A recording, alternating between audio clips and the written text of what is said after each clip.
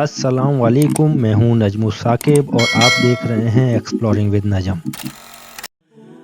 Doctor Aafia Siddiqui एक ऐसा नाम कि जिससे पाकिस्तान का बच्चा बच्चा वाकिफ है, लेकिन अगर अनजान है तो हमारे हुक्मरान और हमारा इलेक्ट्रॉनिक मीडिया। इसके अलावा सोशल मीडिया मुसलसल डॉक्टर आफिया के लिए आवाज़ उठा रहा है। शुरू में डॉक्टर आफिया की गुमशुदगी के बाद चंद समाजी और सियासी तंजीमों ने और बहुत सी NGOs ने डॉक्टर आफिया की रिहाई के लिए सदा बुलंद की, लेकिन वक्त के साथ साथ इनकी सदा ऐसे बैठती गई जिस तरह से धूल।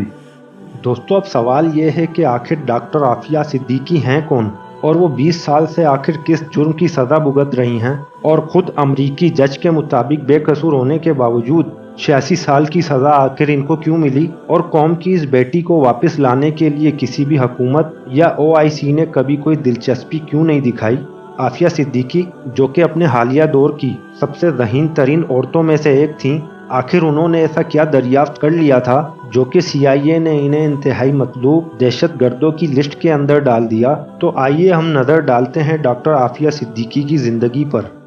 डॉक्टर आफिया सिद्दीकी 1972 में कराची में पैदा हुई और अपनी इब्तदाई तालीम मुकम्मल करके 1990 में स्टूडेंट वीज़ा पर मज़ीद तालीम हासिल करने अमेरिका की रियासत टेक्सास गईं, जहां पहले ही इनका बड़ा भाई आर्किटेक्चर की तालीम हासिल कर रहा था। डॉक्टर आफिया सिद्दीकी ने 1992 में अपनी एक रिसर्च की वजह से अमेरिका में $5000 का इनाम भी हासिल किया, और ये एक न्यूरो साइंटिस्ट थीं और इनका ताल्लुक एक मजहबी घराने से है, और यही वजह है कि उनको अपनी ज़िंदगी में सिर्फ 2 ही शौक थे, एक तो पढ़ाई का और दूसरा इस्लाम की तबलीग का।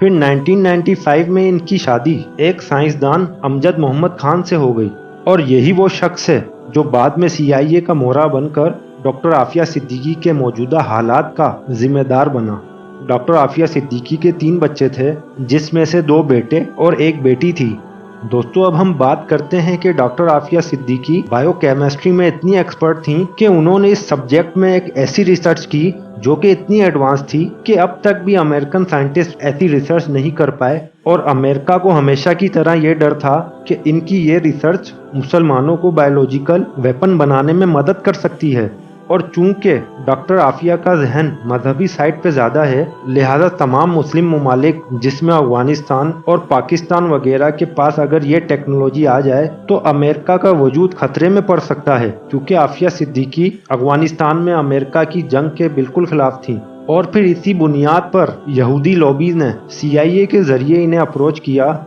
और इन्हें ऑफ़र दी कि वो इनके लिए काम करें और अपनी तमाम रिसर्च और डेवलपमेंट और तमाम खिदमात इनके लिए करें, लेकिन डॉक्टर आफिया सिद्दीकी ने इस चीज़ से इनकार कर दिया। फिर हुआ यूं कि डॉक्टर आफिया सिद्दीकी को इनके खावंद ने 2002 में तलाक दे दी, और इसी बात का फ़ायदा उठाते हुए मुखालफिन ने इनके साबका शोहर को मैदान में उतारा, और वो डॉक्टर आफिया सिद्दीकी के खिलाफ झूठे बयान मीडिया पे आके देने लगा कि आफिया का ताल्लुक तालिबान से है और इसके दहशतगर्दों के साथ ताल्लुकात हैं जो कि अफगानिस्तान में अमेरिकन फौजों पे हमला करने के मंसूबे में शामिल थे। और मजीद इन पे ये इल्ज़ाम भी लगा कि आफिया सिद्दीकी ने अपनी तलाक के 6 महीने बाद ही खालिद शेख मोहम्मद के भतीजे अम्मार अल बिलोची से शादी कर ली, जो कि 9/11 के वाक़ये का मास्टरमाइंड था। और फिर हुआ यूं कि 2003 में डॉक्टर आफिया सिद्दीकी को कराची में इनके घर से उठा लिया गया, और ये परवेज़ मुशर्रफ का ज़माना था, और इस बात का एतराफ़ परवेज़ मुशर्रफ ने अपनी किताब में भी किया है।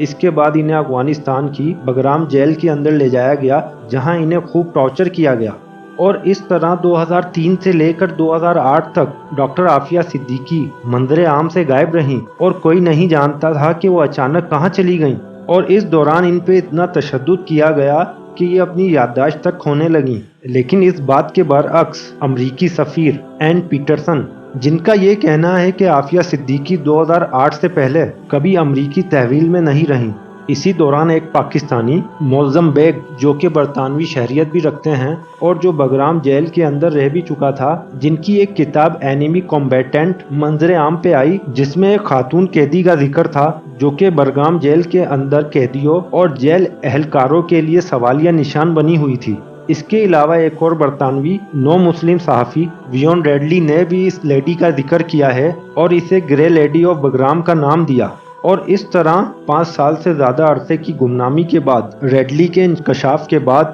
7 جولائی سن 2008 میں اسلام آباد میں یہ انکشاف کیا گیا کہ ڈاکٹر عافیہ صدیقی بگرام جیل کے اندر قید ہیں اور ان کے ساتھ انسانیت سوچ سلوک کیا جا رہا ہے۔ لہذا مجبوراً 5 اگست 2008 کو 36 سالہ ڈاکٹر عافیہ صدیقی کو نیو یارک کی عدالت میں پیش کیا گیا اور امریکی حکام کے مطابق ڈاکٹر عافیہ صدیقی کو 17 جولائی 2008 کو افغان سیکیورٹی فورسز نے گورنر غزنی کے دفتر کے باہر سے ایسے دستاویزات جن میں بم بنانے کی ہدایت درج تھی اور کچھ کیمیکل ویپنز کے سامان کے ساتھ انہیں وہاں سے گرفتار کیا گیا،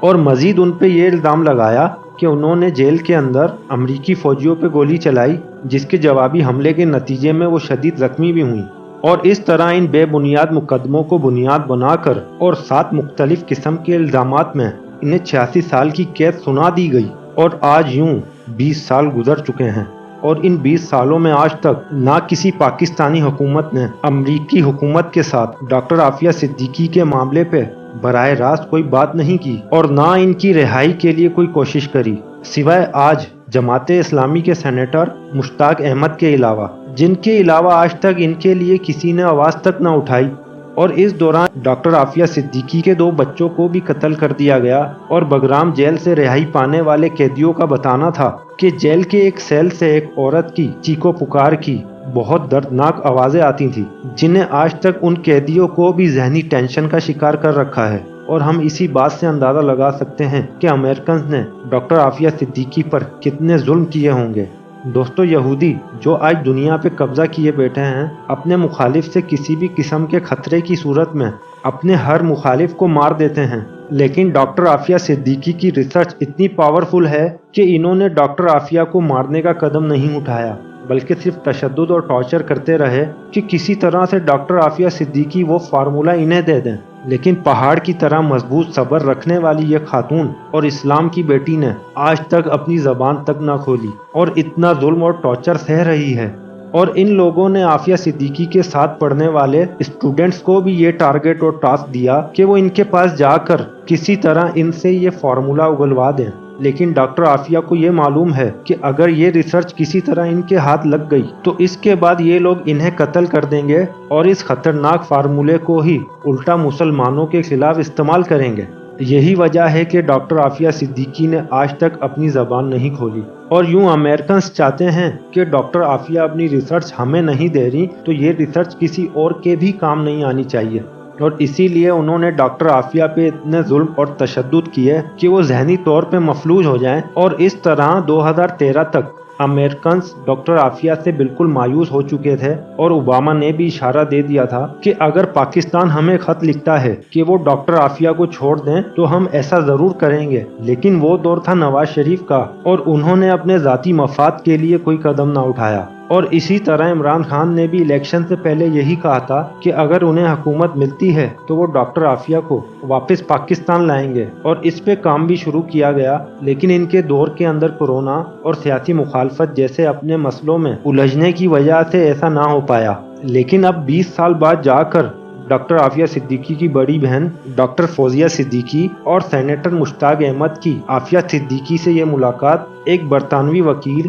کلائف اسٹیفرڈ سمتھ کی کوششوں سے ہوئی، اور یہ ایک ایسے وکیل ہیں جو انسانوں کی خدمت کے لیے، بے قصور قیدیوں کی رہائی کے لیے کسی بھی مالی مدد کے بغیر ان کے مقدمات پوری دنیا میں لڑتے ہیں، اور وہ انسانوں کے بنیادی حقوق محافظ کی کئی تنظیموں کے رکن بھی رہے ہیں۔ اور اس طرح وہ سینیٹر مشتاق احمد اور ڈاکٹر فوزیہ کے ساتھ فورٹ ورتھ جیل گئے، اور اس طرح انہوں نے ڈاکٹر عافیہ صدیقی سے ان کی بہن فوزیہ صدیقی کی ملاقات کروائی۔ اور پھر جب ڈاکٹر فوزیہ نے اپنی بہن ڈاکٹر عافیہ صدیقی سے ملاقات کے حوال بتائے تو یقیناً ان کی بے بسی دیکھ کر ایک مسلمان کا دل خون کے آنسو ضرور رونے لگے گا۔ اور ڈاکٹر فوزیہ بتاتی ہیں کہ جب وہ ملاقات کے لیے کمرے میں آئیں تو انہوں نے قیدیوں والا خاکی رنگ کا ایک ڈریس پہنا ہوا تھا، اور ان دونوں کے درمیان شیشے کی ایک موٹی دیوار تھی، اور انہوں نے آتے ہی اپنی بہن کو بتایا کہ وہ روزانہ کس کس عذاب اور اذیتوں سے گزرتی ہیں، اور وہ بار بار اپنے بچوں کے بارے میں پوچھتی رہیں، اور انہیں ابھی تک یہ نہیں معلوم کہ ان کی والدہ فوت ہو چکی ہیں تو وہ بار بار اپنی والدہ کے بارے میں بھی پوچھتی رہیں، اور جیل حکام کو یہ خصوصی ہدایت کی گئی تھی کہ ڈاکٹر عافیہ صدیقی کو ان کے بچوں کی تصویریں نہیں دکھانی ہیں۔ ڈاکٹر عافیہ کی یادداشت سلامت تھی، لیکن جیل میں ظلم اور تشدد کی وجہ سے وہ ٹھیک سے سن نہیں پا رہی تھی اور ان کے سامنے کے دانت بھی ٹوٹے ہوئے تھے۔ دوستو، اس طرح سے دیکھا جائے تو ڈاکٹر عافیہ صدیقی نے 86 سال کی یہ سزا اسلام اور مسلمانوں کے دشمن کے ہاتھوں پائی، جس کے برعکس اگر ہم ملالہ یوسفزئی کو دیکھیں اور ان کے واقعے کو مد نظر رکھا جائے تو یہ حقیقت خود بخود واضح ہوتی نظر آتی ہے کہ ملالہ کو تعلیم کے نام پہ استعمال کیا گیا اور اسے تمام تر سہولیات سے نوازا بھی گیا اور اسے برطانیہ بھیج دیا گیا، اور ملالہ نے جہاد کی مخالفت کے نام پر دنیا میں نام کمایا، جبکہ ڈاکٹر عافیہ صدیقی ایک مسلمان سائنٹسٹ ہونے پہ سزا یافتہ پائی گئیں، ایک دہشت گرد کہلائیں۔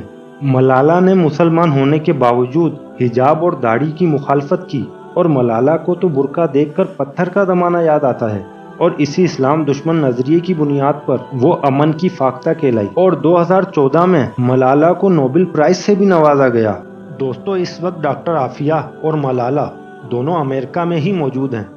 لیکن فرق صرف اتنا ہے کہ پاکستان کی ایک بیٹی امریکیوں کی قید میں اور دوسری اقوام متحدہ کے فورم پر، لیکن مغربی دنیا ملالہ کو ایک مشن کے طور پر استعمال کر رہی ہے کیونکہ وہ اسلامی نظریوں کے مخالف ہے۔ اور دوسری بات یہ کہ ملالہ اگر تعلیم اور عورتوں کے حقوق کی اتنی خیر خواہ ہے اور وہ ایک انٹرنیشنل پرسنالٹی بھی بن چکی ہے تو وہ ڈاکٹر عافیہ صدیقی کے لیے آواز کیوں نہیں بلند کرتی؟ لیکن افسوس کہ ان کے مشن میں یہ نہیں، ان کا مشن کچھ اور ہی ہے، اور اس میں کردار ہمارے الیکٹرانک میڈیا کا بھی ہے کہ جنہوں نے ملالہ کو ایک ہیروئن بنا کے پیش کیا، لیکن ڈاکٹر عافیہ صدیقی کو کبھی ہائی لائٹ ہی نہیں کیا۔ اور یہ تو ہم سب ہی جانتے ہیں کہ ہیرو تو وہ ہوتا ہے جو اپنے ملک کے لیے کچھ کرے، اور وہ بالکل نہیں کہ جو اپنی جان کے ڈر سے ملک چھوڑ کے ہی بھاگ جائے۔ جبکہ ایک مسلمان کا ایمان تو یہ ہے کہ عزت ذلت اور موت اللہ کے ہاتھ میں ہے، اور جو موت کا وقت مقرر ہے تو اسے کوئی نہیں ٹال سکتا۔ اور دوستو، یہاں ایک اور بات کہ اگر پاکستانی گورنمنٹ کوشش کرے تو ڈاکٹر عافیہ صدیقی کی رہائی ممکن ہے، اور اس رہائی کی